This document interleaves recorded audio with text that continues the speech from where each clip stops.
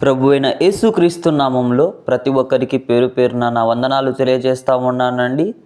ఈరోజు దేవుని వాగ్దానం ఎఫెసీయులకు రాసినటువంటి పత్రిక 5వ అధ్యాయము 16వ వచనము.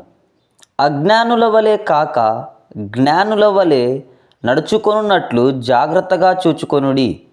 హల్లెలూయా.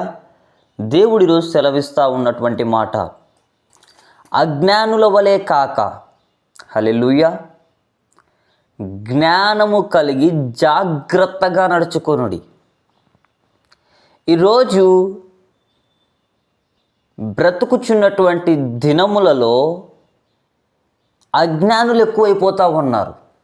హల్లెలూయా. నరుడు అజ్ఞానము చేత నింపబడతా ఉన్నాడు. ఎందుకు ఈ మాట అంటూ ఉన్నాను అంటే ఒకసారి ఆలోచన చేయండి. ఒక వ్యక్తికి వచ్చి ఏమి చెప్పినా కానీ నమ్మేటువంటి పరిస్థితుల మధ్య జీవిస్తూ ఉన్నాడు. నీ కుటుంబంలో ఈ సమస్య ఉంది, ఇది చెప్తాను, ఇది చేస్తాను అంటే నమ్మేస్తూ ఉన్నారు. హల్లెలూయా. ఈరోజు అట్టి అజ్ఞానము చేత నడుచుకున్నటువంటి ప్రజలు చాలామంది జీవిస్తూనే ఉన్నారు. అయితే ఎప్పుడైతే జ్ఞానము కలిగి, నిన్ను బట్టి నీ కుటుంబమును బట్టి జ్ఞానమును కలిగి ఎప్పుడైతే నడుచుకుంటావో అప్పుడు నీ కుటుంబం ఆశీర్వాదకరంగా ఉంటుంది. హల్లెలూయా. ఇక్కడ దేవుడు సెలవిస్తూ ఉన్నటువంటి మాట, అజ్ఞానము చేత మోసపోకుడి, జ్ఞానము కలిగి. హల్లెలూయా. జ్ఞానం ఎక్కడ దొరుకుతుంది ఈ లోకంలో? బయట చూసుకున్నట్లయితే వివిధ రకాలైనటువంటి జ్ఞానం ఏం చేసబడతా ఉంది, వీధుల్లో అమ్మబడతా ఉంది.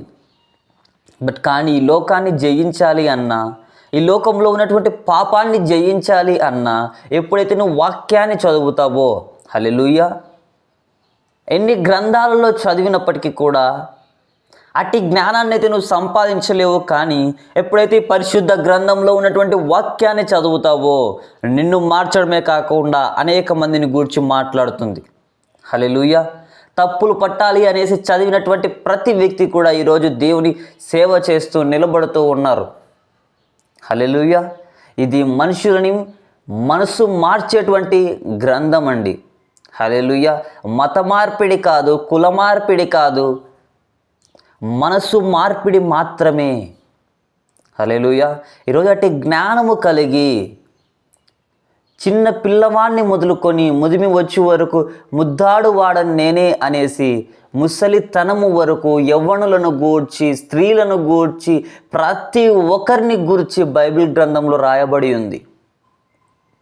ఎప్పుడైతే జ్ఞానాన్ని నువ్వు సంపాదించుకోగలుగుతావో లోకంలో ధైర్యంగా బ్రతకగలుగుతావు. లోక జ్ఞానం అయితే అప్పులు ఎక్కువైతే, ప్రెజర్ ఎక్కువై తట్టుకోలేక ఉరేసుకొని చనిపోతూ ఉన్నటువంటి వ్యక్తులు ఎంతోరో మంది.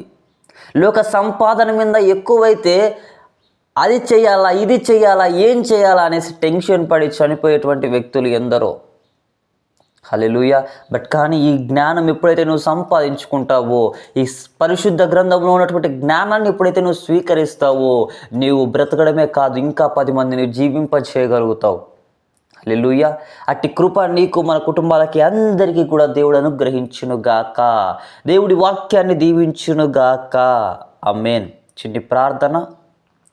స్తోత్రమునైన తండ్రి, పరిశుద్ధుడా, ప్రేమమయుడా, కరుణామయుడా, నీకు వందనాలు, స్తోత్రాలునైనా తండ్రి.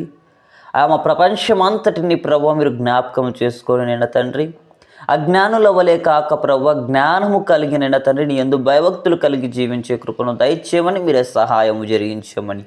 ఎవరైతే నన్ను తండ్రి జ్ఞానం కొదవై ఉండిన ఎడల అడిగిన వారికి నన్ను తండ్రి సమృద్ధి అయినటువంటి జ్ఞానం అనుగ్రహిస్తానని మీరు సెలవిచ్చి ఉంటుండగా ప్రభువా, అడుగు ప్రతి బిడ్డకి కూడా ప్రభువా సంపూర్ణమైనటువంటి జ్ఞానాన్ని అనుగ్రహించమని, మీరే సహాయం జరిగించమని యేసు పరిశుద్ధమైనటువంటి నామంలో అడిగి వేడుకుంటున్నాను తండ్రి.